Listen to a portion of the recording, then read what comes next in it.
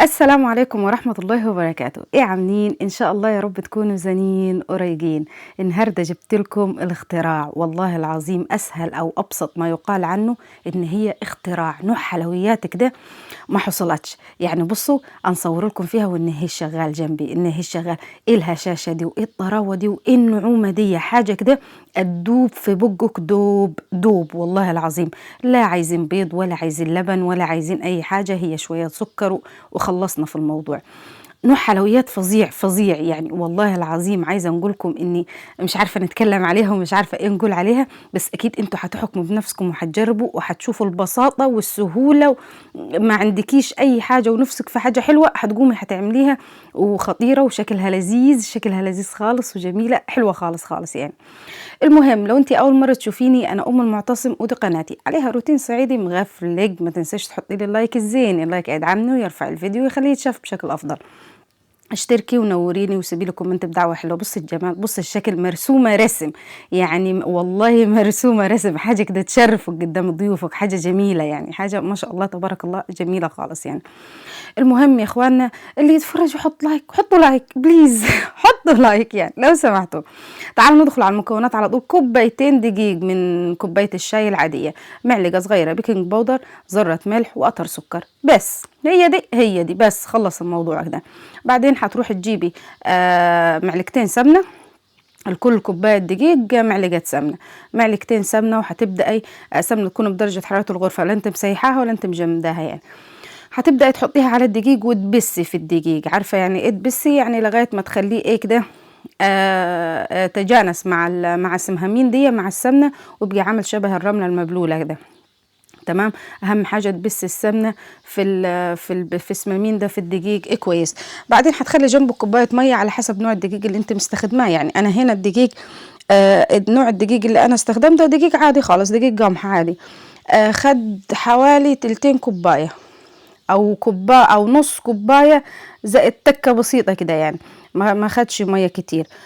فانتي ممكن على حسب برضو زي ما نقولك نوع الدقيق اللي انتي مستخدماه، ولكن في الاخر اهم حاجه قوامها يكون ايه، زي ما انت شايفه كده، تكون طريه وحلوه ومش هتلسك في ايدك، لان هي اصلا فيها سمنه كتير فمش هتلسك في ايدك. المهم اديها عجنه كويسه وتاكدي منها ان هي اتعجنت تمام وكويس، وسيبيها ربع ساعه ترتاح على جنب. بعدين جيبي شويه نشا وابدأي افردي العجينة على نشا، افرديها كويس خالص خالص خالص يعني. رهفيها قد ما تقدري، رهفيها ما تقلقيش خالص، رهفيها قد ما تقدري ووسعيها، بحيث ان هي الطبقات هنيتها تبقى رهيفة وتبقى حلوة. وبعدين جيبي نشا وايه وبطنيها بالنشا. انا هنا خلي بالكم حطيت نشا قليل، انت كتري حطي نشا كتير، لان العجينه فيها سمنه فهتلاقيها شربت معاك النشا، فانت حطي طبقه النشا اكبر من كده وابداي روليها، لفيها كده كلها زي ما انت شايفه، وايه وقفل الجوانب هنيتها خالص، بحيث ان هي تبقى ايه، تبقى حته واحده او تبقى حاجه واحده. جيبي سكينه، اهم حاجه تكون حاميه السكينه عشان ايه ما تتعبكش وما تضايقكش، واحنا ايه فينا اللي مكفينا يعني، الواحد مش ناقص. فابدا ايه جيبي السكينه وايه قطعيها كد. بصي انا هنقولك حطي صباعك كده وكد عرض صباعك، ابدا يقطعيها يعني، اعمل صباعك مقاس وابدا يقطعيها، قطعيهم كلهم. بصي ما شاء الله اول ما حجيت تقطيها هتلاقيها ايه ورقت معاكي يعني، باينه التوريقه هنيتها من جوه، باينه الطبقات هنيتها من جوه. وكمان لو اسمامين ده لو النشا فيها زياده هتلاقي التوريقه بنت اكتر، والتوريقه هنيتها ايه ظهرت بشكل اكبر فيها. سهله موت والله العظيم يعني. عايزه نقول لكم جيت من الشغل انا وانجهز غدا، قررت ان انا نعمل حاجه حلوه. اعملي ايه يا بت، اعملي ايه يا بت لقيتها هي طالعه في دماغي. والشربات ما تنسوش احنا جهزنا شربات وبردتها، بس انا نسيت ما نصورها.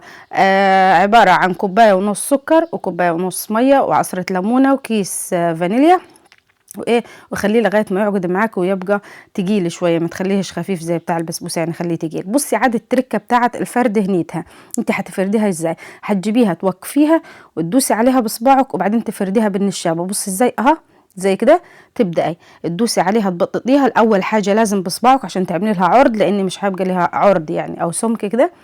بعد ما تبططيها بصباعك وبعدين ايه مشي عليها بالنشابه، رهفيها يعني، رهفيها بالنشابه. وبعدين هتكوني مجهزه شويه زيت على النار، مش ضروري يكون زيت غزير يعني، زيت عادي لان انت هتشتغلي قليل فيها اساسا. وادي العده هنيتنا شوكه ومعلقه. هنقول لك دلوقتي الاساس في صنع الشكل هنينها، الشكل النهائي هنينها او الزخرفه هنيتها او المنظر هنيتها الجليه، ان انت طريقتك في الجيل ليها هتعمل ازاي هي اللي هتعمل الشكل. هتبداي تحطيها في زيت يكون سخن، مش نار، مش ملهلب، يعني الزيت يكون سخن حلو كده يعني، وموطيه النار على الاخر. اديها ثانيتين على الناحيه دي وثانيتين على الناحيه الثانيه، فاهمه انت؟ اتشمعي مش اتقلي، ما تخليهاش تاخد لون. ادي بصي انا لسه طريه معايا وابتديت قلبتها على الناحيه الثانيه.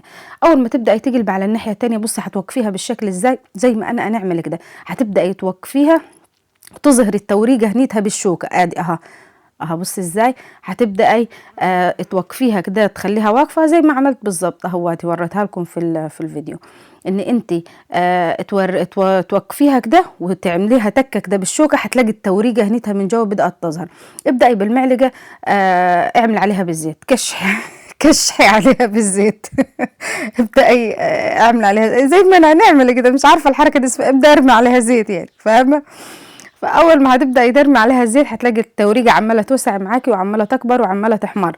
مفيش مشكله انت لو قلبتيها على الناحيه الثانيه عادي، مفيش مشكله، هتكون التوريقه مسكت نفسها وهيكون الشكل بتاعها مسك نفسه. فايه ان انت لو جيتي قلبتيها مش هتتخربط منك ولا هتتلخبط ولا هتعمل اي حاجه يعني.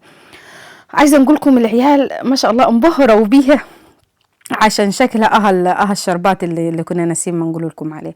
عجبهم شكلها وعجبهم ما شاء الله يعني. بصي التوريقه، بصي والله العظيم خطيره يعني ما شاء الله اللهم بارك. انا هنا كنت نحط وحده لاني بصي عايزه تحسيها عايزه تركيز في القليه كده، عايزه ان انت تركزي معاها. بصي الجمال، بصي عسل ما شاء الله، شكلها الواحده حكايه يعني، شكلها حكايه الواحده يعني. حتى لما العيال يقول انت عملتيها ازاي، انت ازاي شكلتيها؟ قلت لهم ده سر المهنه واسكتوا.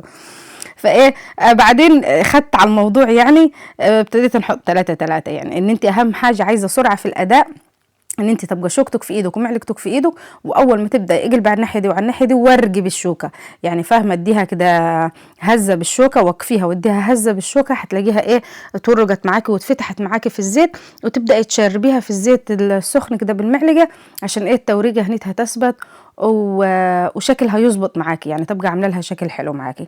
بعدين هتبداي تطلعي من الزيت بقى على الشربات البارد، وبعدين ايه ترشي عليها عاد قطر مكسرات لو عنديكي، قطر جوز هند، قطر اي حاجه، وبالهنا والشفاء. احلى يعني في رمضان اعتقد في ايام الصيام دي، دخلنا في رجب وفي الايام دي تبقى احلى واسرع نوع حلويات ممكن تعمليه. جميلة وخفيفة وسريعة وناعمة والله يعني. أول ما تقطميها كده بسبب السمنة وحتة البيكنج باودر اللي فيها تلاقيها ناعمة خالص يعني، بص تتكسر مش ماسكة نفسها ما شاء الله، وناعمة خالص يعني. لو وصلتي لحد هنا ما تنسيش تسيبيلي اللايك يدعمني ويرفع الفيديو. خليكم كريمين معايا كده وحطولي اللايك هيفرق معايا خالص، ويرفع الفيديو هيخليه يتشاف بشكل أفضل. واشتركي طبعا ونوريني وسيبيلي كومنت قوليلي انت من وين، اتابعيني من وين، وما تنسيش تجربي الوصفة دي وتقوليلي ايه رأيك فيها. يلا سلام عليكم.